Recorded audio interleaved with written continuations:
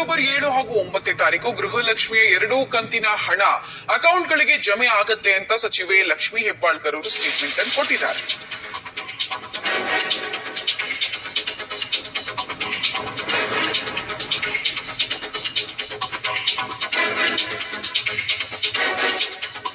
ಸಚಿವೆ ಲಕ್ಷ್ಮಿ ಹೆಬ್ಬಾಳ್ಕರ್ ಭರವಸೆ ಇದು. ಬೆಳಗಾವಿ ಜಿಲ್ಲೆಯ ಮೂಡ್ಲಗಿ ತಾಲೂಕಿನ ಕಲ್ಲೋಳಿಯಲ್ಲಿ ಮಾಹಿತಿಯನ್ನು ಹಂಚಿಕೊಂಡಿದ್ದಾರೆ. ತಾಂತ್ರಿಕ ಕಾರಣದಿಂದ 2 ತಿಂಗಳ ಕಂತಿನ ಹಣ ತಡವಾಗಿದೆ.